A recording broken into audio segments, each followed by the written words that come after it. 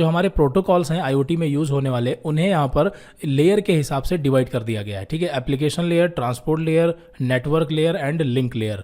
तो यहाँ पर ये जो लेयर हैं ये क्या है, इसे हम एग्जैक्टली ओ लेवल के दूसरे चैप्टर यानी कि थिंग्स एंड कनेक्शन में पढ़ेंगे, जहाँ पर हम OSI model and TCP IP model के बारे में पढ़ेंगे। तो वहाँ पर हमें लेयर के बारे में डिटेल में समझ आ जाएगा। अभी आप ये समझ लें कि जो लेयर होती हैं, तो किसी भी नेटवर्क में जो हमारी वर्किंग प्रोसेस होती है, उसके जो वर्किंग प्रिंसिपल होते हैं, यानी कि कौन सा काम किस तरह से हो रहा है, उससे एक लेयर के हिसाब से डिवाइड कर दिया जाता है। ठीक है, तो कौन सी लेयर पर कौन से प्रोटोकॉल काम करते हैं वो डिफाइन किया जाता है। जैसे यहाँ पर HTTP हो गया और COAP, वेब सॉकेट, ये जो प्रोटोकॉल्स हैं ये एप्लीकेशन लेयर पर काम करते हैं। और जो एप्लीकेशन लेयर होती है ये यूजर के सबसे नजदीक होती है। यूजर यानी कि जो इंटरनेट चला रहा है या जो उस चीज को एक्सेस कर रहा है। बात समझ में आ गई? तो ये एप्लीकेशन लेयर जो है वो एंड पॉइंट यानी कि जो एंड यूजर होता है, ठीक है, एंड यूजर के नजदीक होती है। क्लियर है?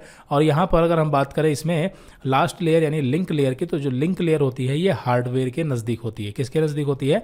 हार्डवेयर के। ठीक है, और बाकी जो बीच में है ये अलग अलग तरह से काम होता है। फिलहाल जैसा कि हमने बताया कि लेयर के बारे में हम आगे पढ़ेंगे अगले चैप्टर में। यहाँ पर हमें प्रोटोकॉल्स के बारे में समझना है। तो इसमें से कुछ ऐसे प्रोटोकॉल्स हैं जिनके बारे में हम पढ़ चुके हैं, कहीं ना कहीं हमने देखा है, तो उनको यहाँ पर हम एक्सप्लेन नहीं करेंगे। जैसे IPv4 और IPv6 के बारे में अच्छे से पता है। 6 लो पैन, इसके बारे में तो हमने पिछले वीडियो में ही पढ़ा था। ठीक है, और इस तरह से यहाँ पर ईथरनेट, वाईफाई, इन सब के बारे में, जो IEEE स्टैंडर्ड है इसके बारे में भी पढ़ चुके हैं। सेलुलर, 2G 3G LTE के बारे में भी पढ़ चुके हैं। तो यहाँ पर हम पढ़ेंगे application layer and transport layer के जो प्रोटोकॉल हैं इनके बारे में देखेंगे पूरा। ठीक है, चलिए तो स्टार्ट करते हैं। सबसे पहले बात करते हैं HTTP की। HTTP यानी कि हाइपर टेक्स्ट ट्रांसफर प्रोटोकॉल, इसके बारे में आपको पहले से पता है। HTTP एक ऐसा प्रोटोकॉल है जिसके द्वारा इंटरनेट ब्राउजर में किसी भी वेबसाइट को सुरक्षित कम्युनिकेशन किया जा सकता है। ठीक है, तो HTTP यानी कि जब हम ब्राउजर में किसी भी वेबसाइट को सर्च करते हैं या इंटरनेट पर कुछ भी सर्च करते हैं, तो वहां पर हम HTTP प्रोटोकॉल के जरिए रिक्वेस्ट करते हैं और हमें बदले में रिस्पॉन्स मिलता है। बात समझ में आ गई? ठीक है, तो HTTP क्या करता है, मतलब हम पहले रिक्वेस्ट करते हैं, जो भी हम सर्च करना चाहते हैं वो एक रिक्वेस्ट मानी जाती है, और बदले में जो हमें रिजल्ट मिलता है, यानी जो वेबसाइट ओपन होती है, जो भी सर्च होकर आता है वो रिस्पॉन्स होता है, यानी कि रिजल्ट होता है। क्लियर है? तो ये HTTP प्रोटोकॉल, इसके बारे में आपको पहले से पता था। ठीक है, अब बात करते हैं COAP यानी कि कंस्ट्रेंड एप्लीकेशन प्रोटोकॉल की। तो यहाँ पर ये जो प्रोटोकॉल है ये खास करके IoT के लिए डिजाइन किया गया है, और ऐसे कई सारे प्रोटोकॉल हैं जो खास करके IoT डिवाइसेस के लिए डिजाइन किए गए हैं। ठीक है, जो अलग अलग नेटवर्क में यूज किए जाते हैं। ये जो हम पढ़ रहे हैं ये प्रोटोकॉल्स हैं, ध्यान रखना। और जो हमने पिछले वीडियो में पढ़ा था वो टेक्नोलॉजीज थी, यानी कि नेटवर्क थे। ठीक है, और नेटवर्क में यूज होते हैं protocol. The COAP is an application layer and web based protocol design for constrained device like sensor. ठीक है, जो COAP प्रोटोकॉल है ये application layer web based protocol है, और ये खास करके सेंसर के लिए डिजाइन किया गया है। Sensor have a small memory and limited processing power, यानी सेंसर के पास छोटी मेमोरी और लिमिटेड पावर होती है, जिसके लिए इसमें हम COAP प्रोटोकॉल का यूज करते हैं। और ये बिल्कुल हाइपर टेक्स्ट ट्रांसफर प्रोटोकॉल यानी कि HTTP प्रोटोकॉल पर ही बेस्ड है। उसी की तरह से इसका भी वर्किंग प्रोसेस है, लेकिन इसे हम IoT इकोसिस्टम में यूज करते हैं। ठीक है, COAP is used as a representative state transfer architecture, यानी कि जो COAP प्रोटोकॉल है ये रेस्ट आर्किटेक्चर का यूज करता है। इसे आप याद कर लें क्योंकि MCQs वगैरह में पूछा जा सकता है। ठीक है, तो COAP इसका पूरा नाम, ये रेस्ट आर्किटेक्चर पर काम करता है, HTTP के सिमिलर है। ठीक है, खास करके सेंसर के लिए डिजाइन किया गया है, application layer web based protocol है। ये सब कुछ पॉइंट्स हैं जिनके बारे में आपको पता होना चाहिए। यहाँ पर ये जो डेफिनेशन है, कुछ डेफिनेशन जो है वो इंग्लिश में है। ठीक है, कोई दिक्कत नहीं, यहाँ पर आपको हम एक्सप्लेन कर देंगे। फिर बात करते हैं वेब सॉकेट की। ठीक है, web socket is an computer communication protocol providing full duplex communication channel over a single TCP connection. यानी जो वेब सॉकेट प्रोटोकॉल है ये फुल डुप्लेक्स कम्युनिकेशन है, और जहां पर ये सिंगल TCP कनेक्शन का यूज करता है, यानी कि सिंगल TCP कनेक्शन पर ये फुल डुप्लेक्स कम्युनिकेशन हमें प्रोवाइड करता है। फुल डुप्लेक्स कम्युनिकेशन क्या होता है? तो देखिए, कम्युनिकेशन 3 टाइप के होते हैं, simplex, half duplex and full duplex, जिसके बारे में भी हम थिंग्स एंड कनेक्शन यानी दूसरे चैप्टर में डिटेल में पढ़ेंगे। तो फुल डुप्लेक्स का मतलब ये होता है कि रियल टाइम में, यानी कि एक ही समय पर डेटा सेंड भी हो सके और रिसीव भी हो सके, उसे हम फुल डुप्लेक्स कम्युनिकेशन कहते हैं। ठीक है, तो यहाँ पर जो वेब सॉकेट है ये सिंगल TCP कनेक्शन पर फुल डुप्लेक्स कम्युनिकेशन हमें प्रोवाइड कर सकता है। The WebSocket protocol was standardized by the IETF as RFC 6455 in 2011। ठीक है, WebSocket प्रोटोकॉल को इंट्रोड्यूस किसने किया, यानी कि इसे बनाया किसने? तो इसे बनाया है IETF यानी कि इंटरनेट इंजीनियरिंग टास्क फोर्स ने 2011 में इसे इंट्रोड्यूस किया गया। फिर उसके बाद the current API specification allowing web application to use this protocol is known as web socket. ठीक है, जो एपीआईज होती हैं, एपीआई का मतलब एप्लीकेशन प्रोग्रामिंग इंटरफेस। ठीक है, एप्लीकेशन प्रोग्रामिंग इंटरफेस, यानी जो एपीआई होती हैं, एपीआई यानी कि एप्लीकेशन प्रोग्रामिंग इंटरफेस, ये अलाउ करता है वेब एप्लीकेशन को एक्सेस करने के लिए, यूज करने के लिए, उसे ही हम कहते हैं वेब सॉकेट प्रोटोकॉल। ठीक है, फिर उसके बाद आगे बढ़ते हैं और अभी थोड़ी देर में आपको हम इन सभी प्रोटोकॉल के बीच में जो डिफरेंस है, ठीक है, इसका एक डायग्राम आपको दिखा देंगे, डिफरेंस भी आपको समझ में आ जाएगा। ठीक है, फिर उसके बाद बात करते हैं MQTT प्रोटोकॉल की। ये ऐसा प्रोटोकॉल है जो IoT में एप्लीकेशन लेयर में सबसे ज़्यादा इस्तेमाल किया जाता है। तो यहाँ पर MQTT का पूरा नाम है मैसेज क्यूइंग टेलीमेट्री ट्रांसपोर्ट। ठीक है, message queuing telemetry transport. MQTT is a lightweight open messaging protocol that provide resource constrained network client with a simple way to distribute telemetry information in low bandwidth environment. जो हमारा MQTT protocol है, ये light weight होने के साथ साथ में open messaging protocol है और ये लो बैंडविथ इन्वायरमेंट में भी काम करता है। और यहाँ पर बताया गया कि simple way to distribute telemetry information. Telemetry information यानी कि जो डेटा है वो सिंपल वे में ट्रांसमिट करता है, यानी ट्रांसपोर्ट करता है। ठीक है, तो यहाँ पर MQTT, अभी इसका जो कंपैरिजन चार्ट है वहाँ पर हम देखेंगे तो इससे रिलेटेड कुछ आपको और भी टर्म्स देखने को मिलेंगे। फिर उसके बाद अगले नंबर पर है XMPP यानी कि extensible messaging and presence protocol. तो ये भी एक प्रोटोकॉल है जो एप्लीकेशन लेयर पर काम करता है और यहाँ पर इसका ज़्यादा इस्तेमाल किया जाता है XML डेटा को राउट करने के लिए। यहाँ पर कुछ चीज़ें मेंशन हैं जहाँ पर इसका हम यूज करते हैं, जैसे XMPP is the extensible messaging and presence protocol, a set of open technology for instant messaging. Instant messaging के लिए यूज किया जाता है। Presence multi party chat, voice and video calls के लिए, collaboration, lightweight middleware, content syndication and generalised routing of XML data. तो यहाँ पर ये कुछ पॉइंट्स हैं जहाँ पर हम XMPP का इस्तेमाल करते हैं। ठीक है, तो यहाँ पर कुछ चीज़ें हैं जो आपको याद रखनी है। फिर उसके बाद अगले नंबर पर है DDS। DDS यानी कि data distribution service. Data distribution service, इसका खास करके इस्तेमाल किया जाता है मशीन टू मशीन कम्युनिकेशन में, यानी कि M2M कम्युनिकेशन जो होता है। M2M का मतलब ये होता है जहाँ पर मशीन आपस में ही मशीन से बात करके अपना वो रिजल्ट या जो भी इनपुट आउटपुट होता है वो जनरेट करती हैं। वहाँ पर ह्यूमन की इंटरफेरेंस की जरूरत नहीं पड़ती, वहाँ पर हम DDS प्रोटोकॉल यूज करते हैं और इसे इंट्रोड्यूस किया है किसने? OMG यानी कि ऑब्जेक्ट मैनेजमेंट ग्रुप ने। It enable data exchange via publish subscribe methodology, यानी कि यहाँ पर इसका जो डेटा एक्सचेंज होता है वो पब्लिश एंड सब्सक्राइब मेथडोलॉजी पर ये डेटा एक्सचेंज करता है। अभी हम यहाँ पर पब्लिश और सब्सक्राइब इन दोनों को समझेंगे क्योंकि ये MQTT भी इसी तरह से काम करता है। ठीक है, MQTT में भी, यानी जो हमारा MQTT प्रोटोकॉल है इसमें भी पब्लिश और सब्सक्राइबर होते हैं। ठीक है, इनके बारे में भी हम समझेंगे। DDS make use of broker less architecture unlike MQTT and COAP। MQTT और COAP में ब्रोकर होते हैं, जबकि यहाँ पर बताया गया कि ये ब्रोकर लेस आर्किटेक्चर होता है, यानी इसमें ब्रोकर की जरूरत नहीं पड़ती, इसमें सीधे पब्लिश और सब्सक्राइबर होते हैं। जबकि MQTT में क्या होता है कि पब्लिश भी होते हैं और सब्सक्राइबर भी होते हैं। ठीक है, और इसमें ब्रोकर भी होता है MQTT में, क्लियर है, जबकि DDS में नहीं होता है। अभी यहाँ पर हम कंपैरिजन चार्ट दिखाएंगे, सब समझ में आ जाएगा। चलिए, फिर उसके बाद यहाँ पर एक को और समझ लेते हैं, AMQP। ये भी एप्लीकेशन लेयर बेस्ड है। AMQP यानी इसका पूरा नाम है एडवांस्ड मैसेजिंग क्यूइंग प्रोटोकॉल। ये MQTT का ही एक एडवांस प्रोटोकॉल है, एडवांस वर्जन है, उसी तरह से काम करता है।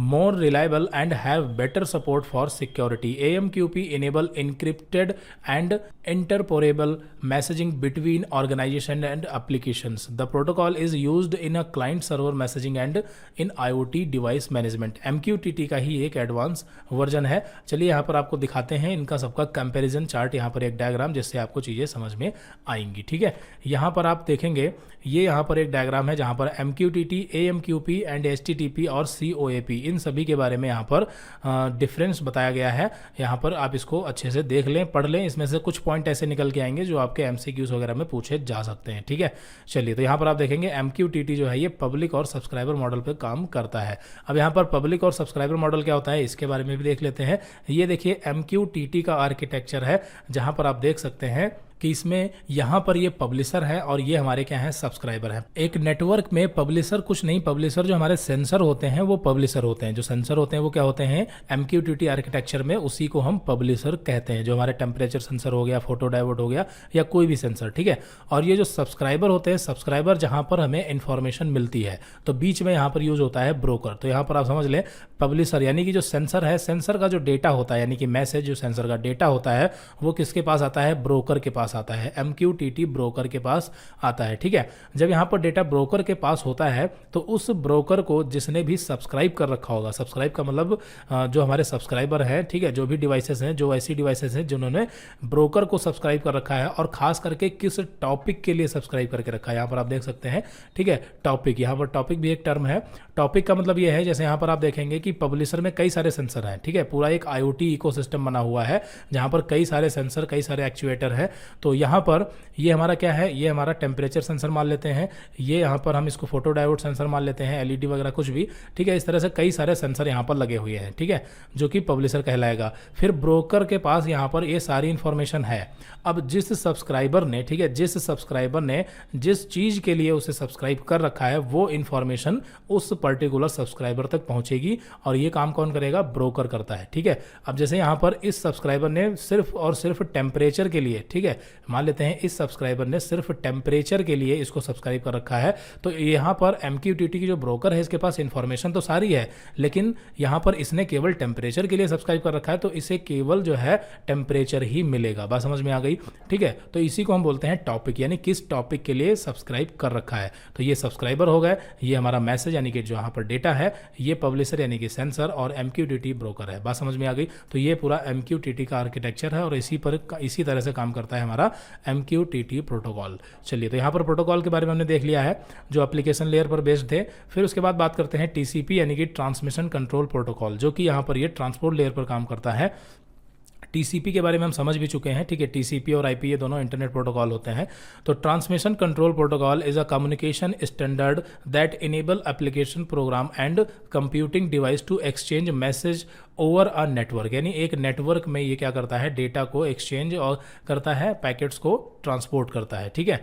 It is designed to send packet across the internet and ensure the successfully deliver of data and messages over a network। यानी कि यहाँ पर जो TCP है ये क्या करता है, ये यहाँ पर डेटा पैकेट्स को सेंड करता है वाया इंटरनेट, यानी इंटरनेट पर डेटा पैकेट्स सेंड करता है और ये चेक करता है कि उसकी डिलीवरी जो है वो सक्सेसफुली हुई या नहीं, यानी कि जहाँ पर वो डेटा भेजा गया है उसके सारे पैकेट्स जो हैं वो सक्सेसफुली पहुँचे या फिर नहीं। पैकेट्स क्या होते हैं तो आपको पता है, हमने पढ़ाया भी है, जो इंटरनेट पर जो भी हम मैसेज, ऑडियो, वीडियो या कुछ भी जो है वो सेंड करते हैं, ठीक है, या फिर मतलब रिक्वेस्ट करते हैं, हमें रिस्पांस मिलता है, कहने का मतलब डेटा जो भी ट्रैवल होता है वो पैकेट्स के फॉर्म में ट्रैवल होता है। पैकेट्स का मतलब ये है, अगर हम आपको समझाने के लिए बताएं तो ये तो आपको पता ही है कि जो डेटा होता है वो 1010 के फॉर्म में होता है, ठीक है। सारा डेटा, ऑडियो हो, वीडियो, कुछ भी हो, 10 के फॉर्म में होता है। तो यहाँ पर जो डेटा होता है उसके पैकेट्स बना दिए जाते हैं, ठीक है, पर्टिकुलर कुछ बिट के, ठीक है, यहाँ तक कि कुछ बिट के पैकेट बना दिए जाते हैं। डेटा को कई सारे हजारों लाखों पैकेट में डिवाइड कर दिया जाता है, फिर उन्हें भेजा जाता है। तो सारे पैकेट सक्सेसफुली पहुंचे या नहीं पहुंचे ये TCP चेक करता है। तो इसलिए इसको बोलते हैं TCP या कनेक्शन ओरिएंटेड प्रोटोकॉल, यानी ये कनेक्शन ओरिएंटेड है जो कि ये गारंटी लेता है कि डेटा जो है वो सक्सेसफुली पहुंचेगा। फिर उसी का अपोजिट है UDP यानी कि यूजर डेटाग्राम प्रोटोकॉल, ठीक है। ये भी ट्रांसपोर्ट लेयर पर ही काम करता है, इसका भी काम डेटा को ट्रैवल यानी कि ट्रांसपोर्ट करना ही है, लेकिन यहाँ पर ये जो है ये कनेक्शन लेस प्रोटोकॉल होता है। UDP is a connection less protocol जिसकी गारंटी नहीं होती कि डेटा 100% पहुंचेगा ही, बस ये डेटा भेज देता है, वो वहाँ पर डिलीवर हुआ हो या ना हुआ हो ये फीडबैक लेकर के उसे चेक नहीं करता। जबकि TCP में क्या होता है कि फीडबैक सिस्टम होता है, इससे फीडबैक भी लेता है, यानी एक पैकेट पहुंचा, फीडबैक मिला कि हाँ सक्सेसफुली पहुंच गया, फिर दूसरा, तीसरा, इस तरह से और फीडबैक मिलता रहता है, जबकि इसमें ऐसा सिस्टम नहीं होता है। क्लियर है, बात समझ में आ गई। तो TCP और UDP ये दोनों प्रोटोकॉल क्लियर हो गए। तो यहाँ पर हमने IoT में यूज होने वाले जो प्रोटोकॉल्स हैं उनके बारे में हमने समझ लिया है। अब यहाँ पर इस वीडियो में इतना ही रखते हैं, बाकी हम अगली वीडियो से IoT डिज़ाइन मैथडोलॉजी के बारे में पढ़ेंगे। तो देखिए अभी जो है वो हम सब थ्योरी पढ़ रहे हैं, तो जब थ्योरी है ये बस आपको इसमें कुछ चीज़ें ऐसी भी मिल सकती हैं जो आपको याद करनी है, क्योंकि अगर उन्हें हम डिटेल में समझने की कोशिश करेंगे तो फिर उन्हें हमें एडवांस लेवल में समझना पड़ेगा, तभी वो चीज़ें समझ में आएंगी। जैसे प्रोटोकॉल्स की ही बात कर लेते हैं, ठीक है। तो फिलहाल हमें यहाँ पर थ्योरी जो है उतनी ही पढ़नी है जितनी एग्जाम के लिए इंपॉर्टेंट है, जहाँ से एग्जाम से डिज़ाइन मैथडोलॉजी IoT इकोसिस्टम में एक तरह से एल्गोरिदम का काम करती हैं, ठीक है। IoT design methodology IoT ecosystem में एक तरह से एल्गोरिदम का काम करती हैं। अब एल्गोरिदम क्या होता है, तो देखिए इस वर्ड से हम पहले ही इंट्रोड्यूस हो चुके हैं O लेवल के तीसरे पेपर में, यानी पाइथन में M3R5 में एल्गोरिदम के बारे में हमें पता है, क्लियर है। तो यहाँ पर IoT डिज़ाइन मैथडोलॉजी में भी हमें एल्गोरिदम की ज़रूरत पड़ती है। एल्गोरिदम क्या होता है, एल्गोरिदम यानी कि किसी भी प्रॉब्लम के सोल्यूशन तक पहुंचने का स्टेप बाय स्टेप सोल्यूशन, ठीक है, यानी कि स्टेप बाय स्टेप एक प्लान। तो देखिए कोई भी काम अगर हम करते हैं तो सबसे पहले क्या करते हैं, उसकी प्लानिंग करते हैं कि उस काम में कौन कौन सी चीज़ें लगेंगी, कितना टाइम लगेगा, कितने लोगों की ज़रूरत पड़ेगी। तो मतलब इस तरह से एक बेसिक प्लान हम कर लेते हैं, फिर उसके बाद वो काम स्टार्ट करते हैं। अब वो काम जितना बड़ा होगा उसके लिए प्लानिंग की भी उतनी ही सख्त ज़रूरत पड़ेगी। बात समझ में आ गई। तो IoT डिज़ाइन मैथडोलॉजी यानी कि जब हम एक IoT सिस्टम डिज़ाइन करते हैं तो हमें इसके लिए भी प्लानिंग की ज़रूरत पड़ती है कि हम अपना IoT सेटअप कहाँ पर कर रहे हैं, अपने घर में कर रहे हैं, ऑफिस में कर रहे हैं, या फिर किसी कंपनी या फैक्ट्री में कर रहे हैं, और उसका स्केल क्या है। स्केल का मतलब कि उसमें कौन कौन से हार्डवेयर सॉफ्टवेयर यूज़ होंगे। स्केल का मतलब सीधा है कि वो कितने बड़े पैमाने पर होगा, ठीक है। अब IoT सेटअप जितने बड़े पैमाने पर होगा, यानी कि उसका स्केल जितना ज़्यादा होगा, उसको मैनेज करने के लिए उतनी ही चीज़ों की ज़रूरत पड़ेगी और उसमें कॉम्प्लेक्सिटी बढ़ जाएगी, यानी कि उसमें चीज़ें टफ होंगी। बात समझ में आ गई, ठीक है। तो यहाँ पर हमें IoT डिज़ाइन मैथडोलॉजी में एक तरह से एल्गोरिदम को पढ़ना है, उसके स्टेप्स के बारे में समझना है। तो इसमें टोटल 10 स्टेप होते हैं। IoT इकोसिस्टम में एक सटीक रिजल्ट को पाने के लिए हमें इन स्टेप्स को फॉलो करना पड़ता है। बात समझ में आ गई। तो IoT डिज़ाइन मैथडोलॉजी ये बेसिक आपको समझ में आ गया कि हाँ ये एग्जैक्टली क्या है, इस वर्ड का मतलब क्या है। कुछ नहीं है, यानी कि अगर हमें IoT सेटअप बनाना है तो उसके लिए हमें एक रफ प्लान करना पड़ता है, यानी कि एक प्लानिंग करनी पड़ती है, और उस प्लानिंग के तहत हम ये देखते हैं कि उसमें कौन कौन से सेंसर यूज किए जाएंगे, ठीक है, और उसमें कौन कौन सी डिवाइसेस लगेंगी, उनका कनेक्शन क्या होगा, जो कनेक्शन होगा वो वायर्ड होगा, वायरलेस होगा, या फिर उनका जो कनेक्शन होगा उसमें इंटरनेट की ज़रूरत पड़ेगी या नहीं पड़ेगी, लोकल से ही काम चल जाएगा, या फिर हमें क्लाउड की ज़रूरत पड़ेगी। क्लाउड का मतलब इंटरनेट, ठीक है। तो अगर हम छोटे स्केल की बात करें, बिल्कुल छोटे स्केल की, जैसे कि अगर आपको फैन और LED को ऑन या ऑफ करना है, वो भी घर में बैठ करके ही, अगर आप घर से बाहर होते हैं तो आपको फैन और LED से कोई मतलब नहीं है, तो इस कंडीशन में आपको क्लाउड की यानी इंटरनेट की ज़रूरत नहीं पड़ेगी। यहाँ पर आपको लोकल से ही ये सारी चीज़ें एक्सेस कर सकते हैं, ठीक है। और अगर आप चाहते हैं कि LED फैन या फिर आपका जो घर है या फैक्ट्री है उसे आप बाहर से भी कंट्रोल कर सकें, तो उसके लिए हमें क्लाउड की ज़रूरत पड़ेगी। और IoT का स्केल जितना बड़ा होगा उसमें उतनी ही ज़्यादा डिवाइसेस, हार्डवेयर, सॉफ्टवेयर और रिसोर्सेस लगेंगे। रिसोर्स का मतलब जो चीज़ें उसमें यूज़ की जाएंगी। बात समझ में आ गई। तो बस उसी के बारे में पढ़ना है, और इसमें टोटल 10 स्टेप हैं जो कि थ्योरेटिकल हैं। थ्योरेटिकल का मतलब सीधा है कि एल्गोरिदम का मतलब क्या, एल्गोरिदम आप अपने हिसाब से बनाएंगे, प्लान आप अपने हिसाब से करेंगे, लेकिन यहाँ पर इसके कुछ स्टेप्स दिए गए हैं जो कि 10 स्टेप हैं जिनके बारे में हमें पढ़ना है, समझना है कि ये क्या है, ठीक है। तो देखिए ये चीज़ तो आपकी क्लियर हो गई कि हाँ एल्गोरिदम यानी IoT डिज़ाइन मैथडोलॉजी एक तरह से एल्गोरिदम होती है, ठीक है। तो यहाँ पर पहला स्टेप क्या होता है, purpose and requirement. Purpose and requirement नाम से ही पता चलता है कि जो हम IoT सेटअप करने वाले हैं उसका पर्पस क्या है और उनमें कौन कौन सी चीज़ों की ज़रूरत पड़ेगी, ठीक है। जैसे अगर हम एक छोटे स्केल की बात करें, अगर आपको घर में IoT सेटअप करना है जिसमें आपको LED, फैन और इस तरह से छोटी छोटी जो इलेक्ट्रॉनिक डिवाइसेस हैं उन्हें आप कंट्रोल करना चाहते हैं, ठीक है, किसी सेंसर के थ्रू। जैसे आउटडोर में, जैसे मान लेते हैं आउटडोर यानी कि आपके घर के बाहर जो LED लगी हुई है, उस LED में आप ये चाहते हैं कि जैसे ही रात हो यानी कि नाइट हो, आपका बल्ब ऑन हो जाए, और जैसे ही दिन हो वो ऑटोमेटिक जो है वो ऑफ हो जाए, मतलब लाइट के हिसाब से। यानी उसमें हमें एक सेंसर यूज करना पड़ेगा, LDR सेंसर, जो ये डिटेक्ट करेगा कि दिन है या फिर रात है। बात समझ में आ गई, ठीक है। तो इस तरह से मतलब हम चीज़ों को वहाँ पर कनेक्ट करेंगे और उसमें क्या किन चीज़ों की ज़रूरत पड़ेगी, उसका कंट्रोल सिस्टम कहाँ होगा, ठीक है, ये सब चीज़ें हम डिसाइड करते हैं। तो पर्पस एंड रिक्वायरमेंट में बस हम इतना देखते हैं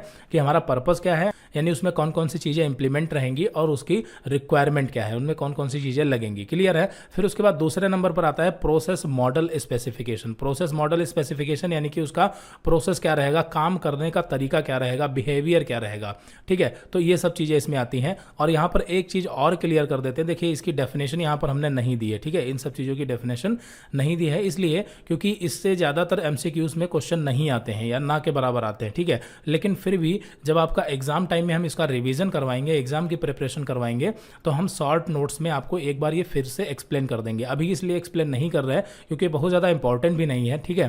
और दूसरी चीज़ ये है कि इसकी जो थ्योरी है वो बहुत ज़्यादा लेंथी है, ठीक है। तो यहाँ पर आप बस इतना समझ लें कि आईओटी डिज़ाइन मेथोडोलॉजी क्या है, एक तरह से एल्गोरिदम है जो आईओटी सेटअप करने के लिए हमें पूरा प्लान करना पड़ता है, जिसमें इसमें टोटल 10 स्टेप्स होते हैं।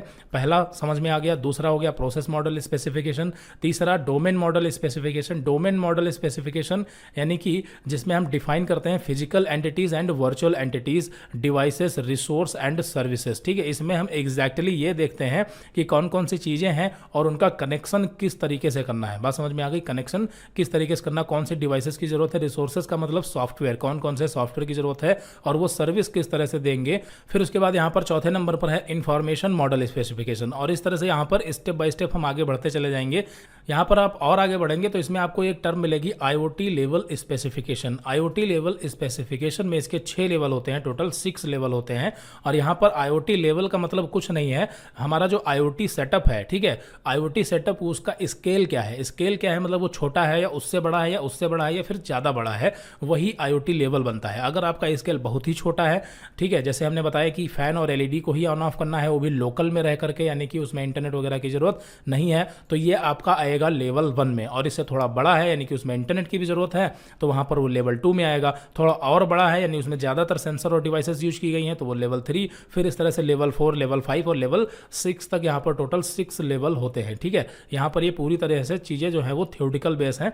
बात समझ में आ गई। तो आईओटी में टोटल कितने लेवल होते हैं, 6 लेवल होते हैं। 6 लेवल का मतलब आईओटी का स्केल क्या है उस हिसाब से उसे हम लेवल में डिफाइन कर देते हैं। लास्ट में यहाँ पर आता है एप्लीकेशन डेवलपमेंट। एप्लीकेशन डेवलपमेंट यानी कि जहाँ से आप चीज़ों को कंट्रोल करेंगे, आपको जहाँ पर इंफॉर्मेशन मिलेगी, जिस ऐप पर, मोबाइल के थ्रू, लैपटॉप के थ्रू, जहाँ से भी आप उस आईओटी इकोसिस्टम को एक्सेस करेंगे। बात समझ में आ गई। तो ये पूरे टोटल 10 स्टेप होते हैं। तो आपको यहाँ पर आई थिंक ये समझ में आ गया होगा, ठीक है। बाकी जैसा कि हमने बताया कि इसके जो शॉर्ट नोट्स हैं वो आपको हम रिवीजन टाइम में प्रोवाइड कर देंगे और एक बार फिर से एक्सप्लेन कर देंगे, क्योंकि देखिए जब चीज़ें हम प्रैक्टिकल लेवल पर समझ लेंगे एग्जैक्टली कि सेंसर क्या है, डिवाइसेस क्या है, कनेक्शन कैसे करते हैं, कोडिंग क्या है, तो ये सारी चीज़ें समझने के बाद जब हम एक बार फिर से थ्योरी पढ़ेंगे तो वहाँ पर आपको वो थ्योरी और बेटर तरीके से समझ में आएगी। अभी जो चीज़ें आपको हम बताएंगे तो उसमें से जो है आपकी 50 से 60% चीज़ें समझ में नहीं आएंगी, क्योंकि आपने सेंसर, डिवाइसेस, इनका कनेक्शन और ये सब चीज़ें अभी देखी ही नहीं है, ठीक है। तो यहाँ पर थ्योरी को हम एक बार फिर से रिवाइज करेंगे जब आपका प्रैक्टिकल कंप्लीट हो जाएगा।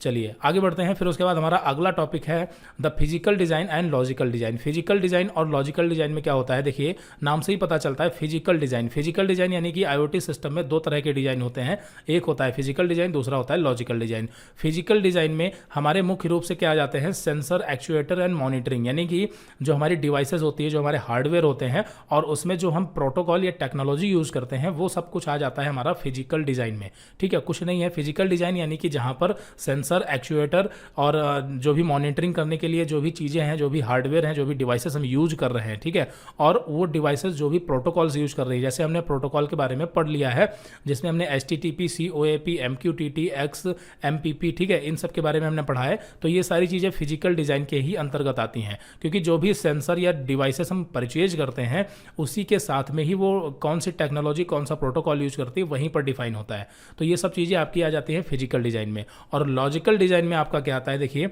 लॉजिकल डिज़ाइन में आपका आ जाता है आईओटी फंक्शनल ब्लॉक, ठीक है। लॉजिकल डिज़ाइन में आपका क्या आता है, आईओटी फंक्शनल ब्लॉक, यानी कि जो आईओटी का फंक्शन ब्लॉक है वो क्या है। और दूसरे नंबर पे आपका आता है आईओटी कम्युनिकेशन मॉडल, यानी कि किस तरह से वो कम्युनिकेट होगा, ठीक है। आईओटी को सिस्टम जो आपने बनाया है वो किस तरह से कम्युनिकेट होगा, रिक्वेस्ट एंड रिस्पॉन्स मॉडल पर काम करेगा या पब्लिश एंड सब्सक्राइब मॉडल पर काम करेगा, push pull model and exclusive pair model. तो इनके बारे में तो वैसे हम डिटेल में पढ़ेंगे, नोट्स में भी दिया गया, ठीक है, लेकिन इसके बारे में हम अगली वीडियो में पढ़ेंगे।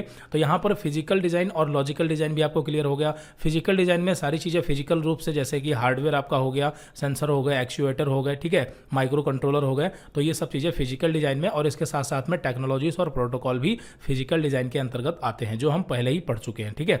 और लॉजिकल डिज़ाइन की बात करें जिसमें आईओटी के फंक्शन ब्लॉक और यहाँ पर आईओटी कम्युनिकेशन मॉडल, तो ये मिलकर मिलके बनाते हैं हमारा लॉजिकल डिजाइन। तो दोनों ही जब मिलते हैं, यानी कि सारी डिवाइसेस और हमारा कम्युनिकेशन मॉडल और फंक्शन ब्लॉक, ये सारी चीज़ें जब मिलती हैं तब हमारा एक IoT सेटअप बनता है। ठीक है, उसी को यहाँ पर बस थ्योरेटिकल बेस पर डिवाइड कर दिया गया है, बस और कुछ नहीं है। तो आई थिंक यहाँ पर आपको physical design and logical design के बारे में क्लियर हो गया होगा ब्रीफ में। फिलहाल आगे बढ़ते हैं, IoT के फंक्शन ब्लॉक के बारे में समझते हैं। एक IoT सिस्टम में बहुत सारे फंक्शन ब्लॉक होते हैं जो कि सिस्टम को identify, sensing and actuation, communication और मैनेजमेंट की क्षमता प्रदान करते हैं, जो कि यहाँ पर नीचे बताया गया है।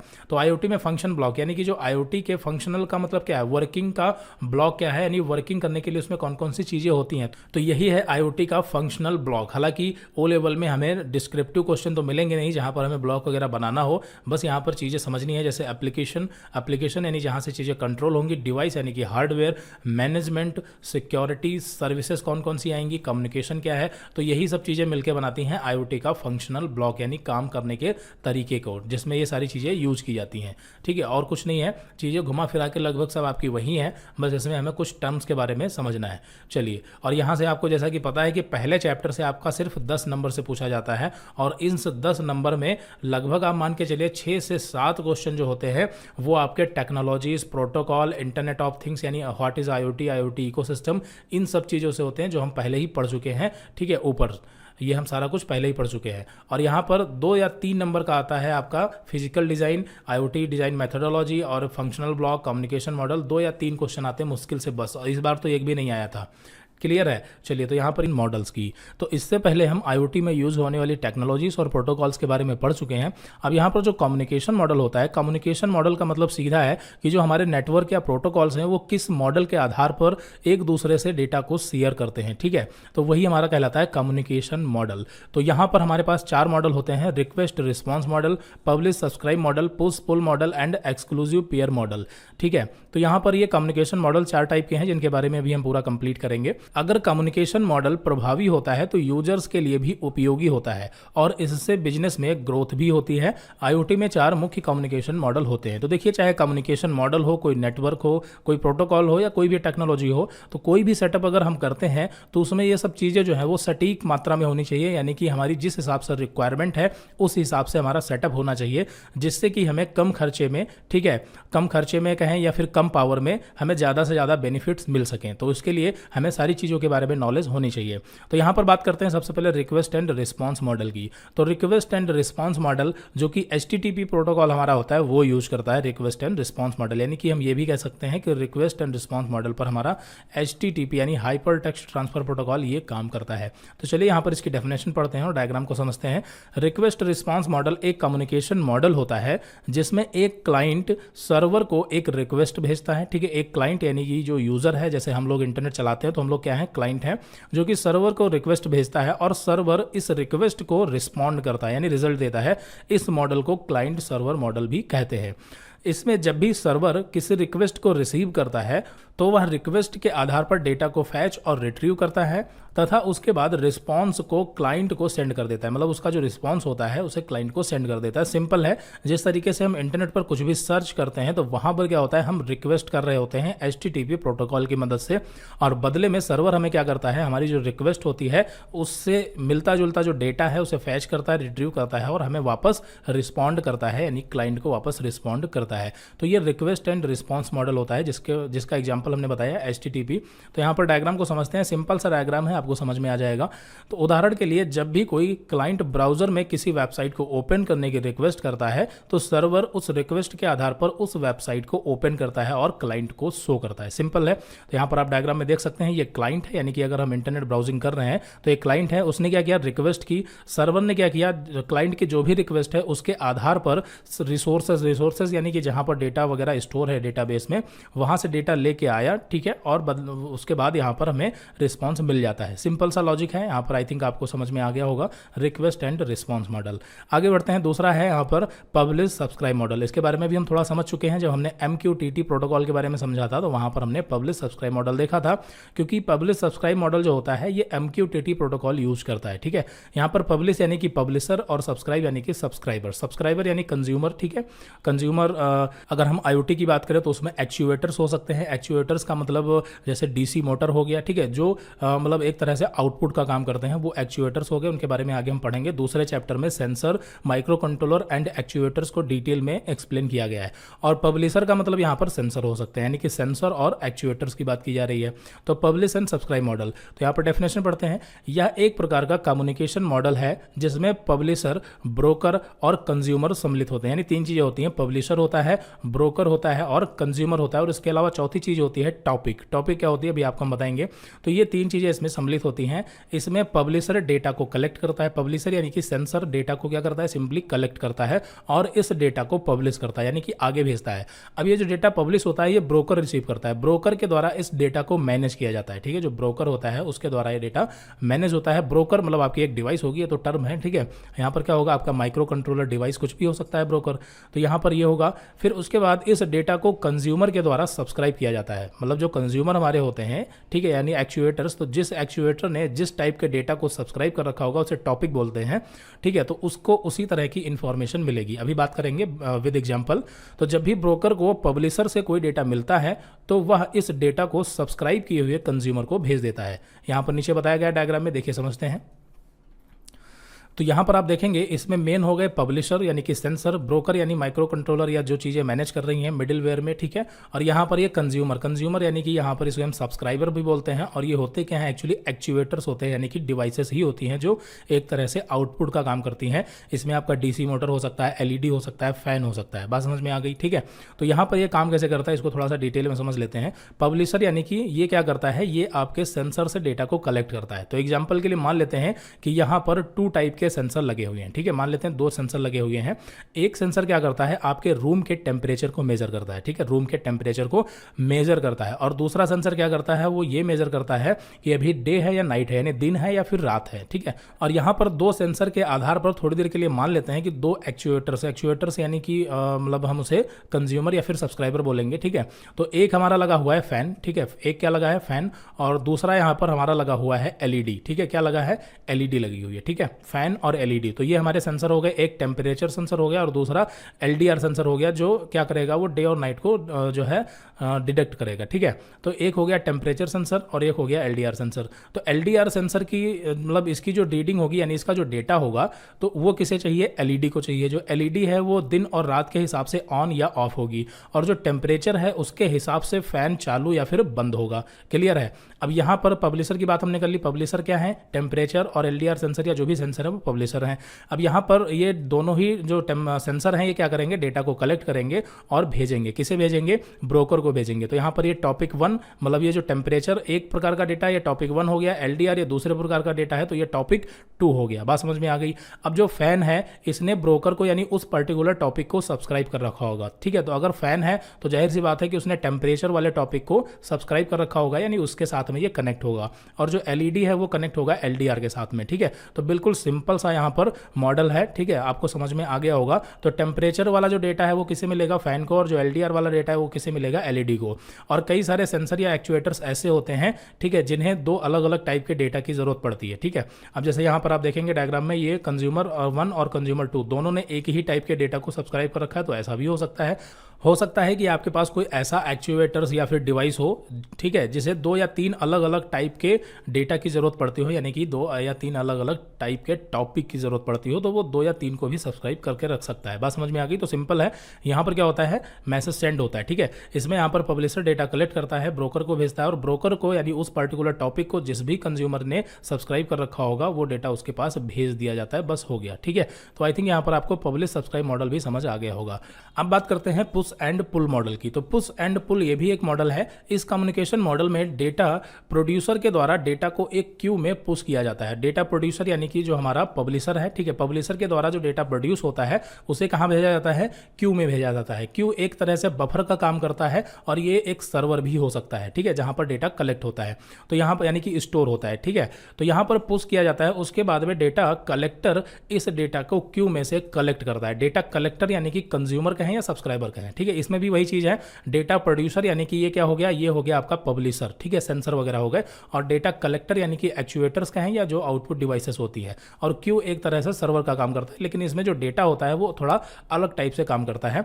समझते हैं यहाँ पर। दूसरे शब्दों में कहें तो पुश पुल मॉडल में डेटा प्रोड्यूसर डेटा को क्यू में पुश करता है और कंज्यूमर इस डेटा को क्यू में से पुल करता है। यानी कि पुश का मतलब क्या होता है, उसे धक्का देना, आगे की तरफ ढकेलना, और पुल का मतलब खींचना। ठीक है, तो ये पुश और पुल मॉडल के हिसाब से डेटा जो है वो ट्रांसमिट होता है। तो यहाँ पर क्यू जो है एक बफर की तरह काम करता है। चलिए डायग्राम की मदद से आपको समझाने की कोशिश करते हैं।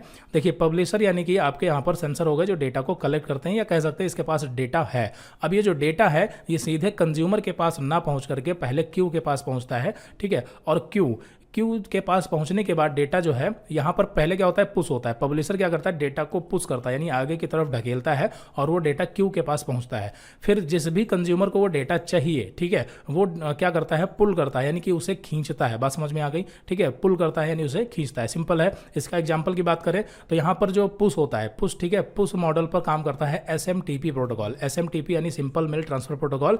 ये क्या करता है, ये डेटा को पुश करता है। बात समझ में आ गई? और वो डेटा क्यू में स्टोर होता है, क्यू में स्टोर होता है। फिर पुल की बात करें तो जो आपका POP3, ठीक है, POP3 जो आपका होता है प्रोटोकॉल यानी कि पोस्ट ऑफिस प्रोटोकॉल, जिससे हम मेल को रिसीव करते हैं, तो ये काम करता है पुल मॉडल पर। यानी कि ये हो गया पुश और ये हो गया पुल। यानी ईमेल सिस्टम क्या करता है, पुश एंड पुल मॉडल का यूज करता है। बात समझ में आ गई? तो डेटा क्या हो रहा है, पुश हो रहा है, और कंज्यूमर क्या कर रहा है, यानी कि SMTP डेटा को क्या कर रहा है, पुश कर रहा है, और POP3 क्या कर रहा है, POP3 का है, या मतलब ये POPO पोस्ट ऑफिस प्रोटोकॉल का तीसरा वर्जन है। ठीक है, तो ये क्या करता है, डेटा को पुल करता है। बात समझ में आ गई? तो चलिए यहाँ पर ये चीज़ आपकी क्लियर हो गई होगी। अब आगे बढ़ते हैं। यहाँ पर हमारा चौथा मॉडल है एक्सक्लूसिव पेयर मॉडल। इस पर काम करता है वेब सॉकेट प्रोटोकॉल। ठीक है, वेब सॉकेट के बारे में हम पढ़ चुके हैं। वो प्रोटोकॉल काम करता है एक्सक्लूसिव पेयर मॉडल में। इसमें क्या होता है, इसमें क्लाइंट होता है और सर्वर होता है, लेकिन दोनों में एक डिफरेंस है। ठीक है, क्लाइंट और सर्वर में, जैसे क्लाइंट और सर्वर को तो हम पहले भी समझ चुके हैं, रिक्वेस्ट और रिस्पॉन्स में भी वहाँ पर क्लाइंट सर्वर होता है, यहाँ पर भी क्लाइंट सर्वर है। लेकिन इसमें क्या होता है कि इसमें क्लाइंट और सर्वर दोनों एक टाइम में एक ही साथ बात कर सकते हैं, यानी कि ये फुल डुप्लेक्स मॉडल होता है। फुल डुप्लेक्स का मतलब कि क्लाइंट चाहे तो सर्वर से भी बातचीत कर सकता है और सर्वर चाहे तो क्लाइंट से भी बातचीत कर सकता है। बातचीत का मतलब डेटा एक दूसरे के साथ शेयर कर सकते हैं। तो ये क्या होता है, ये फुल डुप्लेक्स होता है। और वेब सॉकेट जो हमने पढ़ा है वो भी फुल डुप्लेक्स होता है। तो वेब सॉकेट जो है वो एक्सक्लूसिव पेयर मॉडल पर काम करता है। बाकी यहाँ पर आप इसे पढ़ सकते हैं, सिंपल है, इसमें कुछ खास नहीं है, सिंपल सा यहाँ पर है। एक्सक्लूसिव पेयर मॉडल में क्या होता है, क्लाइंट और सर्वर रियल टाइम में यानी एक ही टाइम में एक दूसरे के साथ डेटा को शेयर कर सकते हैं। जबकि जो हमने पिछले मॉडल देखे, जैसे रिक्वेस्ट और रिस्पांस मॉडल देखे, तो उसमें जो रिक्वेस्ट होती है यानी कि जो क्लाइंट होता है वो सर्वर से बात कर सकता है, लेकिन सर्वर जो है वो क्लाइंट से बात नहीं करता। सर्वर सिर्फ रिस्पॉन्ड देता है। रिस्पॉन्ड मतलब जो आपने सर्च किया, जो भी आपने किया है उसका रिस्पॉन्स आएगा, बस, और कुछ नहीं। ठीक है, और पुश और पुल मॉडल को भी हमने देखा, पब्लिश और सब्सक्राइब मॉडल को भी देखा, जो कि फुल डुप्लेक्स नहीं थे। लेकिन यहां पर ये क्या है, फुल डुप्लेक्स है, यानी सर्वर भी बातचीत कर सकता है। चलिए, तो ये चीज आपकी क्लियर समझ में आ गई। तो यहां पर हमने IoT में यूज होने वाले 4 कम्युनिकेशन मॉडल, चारों को कंप्लीट कर लिया है। और अब बात करते हैं यहां पर हम development tools used in IoT, यानी IoT में जो हम यूज करेंगे डेवलपमेंट टूल्स, ठीक है, उनके बारे में बात करते हैं। तो डेवलपमेंट टूल्स में देखिए सेंसर एक्चुएटर्स तो आ ही जाते हैं। मेन हमारा होता है माइक्रो कंट्रोलर। माइक्रो कंट्रोलर जिसे हम CPU भी कह सकते हैं मेन, ठीक है, उसकी बात करते हैं। तो देखिए डेवलपमेंट टूल्स जो है वो बहुत सारे हैं, लेकिन यहाँ पर हमने सिर्फ 2 या 3 आपको इसमें दिए हैं। बाकी इसके अलावा जो हमारा थिंग्स एंड कनेक्शन का दूसरा चैप्टर है, उसमें जब माइक्रो कंट्रोलर को पढ़ेंगे तो उसमें हम अलग अलग टाइप के माइक्रो कंट्रोलर के बारे में ब्रीफ में समझेंगे। क्योंकि आपको ये तो पता ही है कि IoT में जो O लेवल के सिलेबस में है उसमें हमें आर्डिनो माइक्रो कंट्रोलर को यूज करना है। ठीक है, आर्डिनो यूनो को, तो हम इस पर ज़्यादा फोकस करेंगे क्योंकि सारा कुछ प्रैक्टिकल हमें आर्डिनो यूनो पर ही करना है। लेकिन इसके अलावा जो अलग अलग टाइप के माइक्रो कंट्रोलर्स होते हैं उनके बारे में हम थिंग्स एंड कनेक्शन यानी दूसरे चैप्टर में देखेंगे। यहां पर अभी development tools used in IoT ये टॉपिक चैप्टर 1 में दिया गया है, तो इसके बारे में भी हमें थोड़ा सा पढ़ना है। तो आर्डिनो, यहां पर आर्डिनो कई टाइप के आते हैं, आर्डिनो यूनो, मेगा, माइक्रो, ठीक है। तो फिलहाल यहां पर आर्डिनो की बात करते हैं। तो आर्डिनो यह एक ओपन सोर्स प्रोटोटाइपिंग प्लेटफॉर्म है जो कि आसानी से प्रयोग किए जाने वाले हार्डवेयर और सॉफ्टवेयर पर आधारित है। यह एक इलेक्ट्रॉनिक बोर्ड होता है, ठीक है। ये क्या होता है, इलेक्ट्रॉनिक सर्किट बोर्ड होता है। आर्डिनो सिस्टम के दिमाग की तरह कार्य करता है, ठीक है। जो आर्डिनो है वो सिस्टम के दिमाग यानी CPU की तरह काम करता है, जिसमें सेंसर में से डेटा को प्रोसेस करता है। आर्डिनो बोर्ड एक छोटा सा CPU होता है जिसमें एक चिप लगी होती है जिसे हम माइक्रो कंट्रोलर या फिर MCU के नाम से भी जानते हैं। आर्डिनो बोर्ड का एक प्रयोग इनपुट को रीड करके इलेक्ट्रॉनिक्स को कंट्रोल करने और उसे आउटपुट में बदलने के लिए एक डिवाइस के रूप में काम करता है। ठीक है, जाहिर सी बात है कि जब ये सीपीयू है, माइक्रो कंट्रोलर है, तो सारी प्रोसेसिंग यही करेगा। तो ये है आर्डिनो यूनो, जिसका यूज हम आने वाले वीडियोस में प्रैक्टिकल के लिए करेंगे और यही सिलेबस में भी है वो लेवल के। ठीक है, तो इसमें यहाँ पर इसके बारे में डिटेल में जो है हम तभी पढ़ेंगे जब हम थिंग्स एंड कनेक्शन दूसरे चैप्टर में पढ़ेंगे या फिर जब हम प्रैक्टिकल करेंगे। ठीक है, इसमें टोटल जो है वो 13 डिजिटल पिन है। अभी अगर आपको एक्सप्लेन करेंगे तो ज़्यादा कुछ समझ नहीं आएगा। अभी आप इतना समझ लें कि आर्डिनो यूनो ये क्या है, एक माइक्रो कंट्रोलर डिवाइस है जो कि कंप्यूटर में जिस तरह से सीपीयू होता है उसी तरह से ये काम करती है। ठीक है, जिसमें आपका जो भी सेंसर होगा, यानी जो भी आपके जितने भी इनपुट डिवाइसेस होंगे सेंसर और जितने भी आउटपुट डिवाइसेस होंगी वो इसी के साथ कनेक्ट होंगी और इसे हम यहाँ से फिर यहाँ से पावर देंगे। ठीक है, और इसी में हम अपना जो भी प्रोग्राम जो भी कोडिंग होगी वो इसमें हम अपलोड करेंगे। ठीक है, और यही हमारा मेन जो है माइक्रो कंट्रोलर है। एक आईओटी सिस्टम का जो मेन पार्ट है ये हमारा होता है माइक्रो कंट्रोलर। तो ये हो गया आर्डिनो। ठीक है, अब जैसा कि हमने बताया इसके बारे में हम देखेंगे आगे आने वाले वीडियोस में।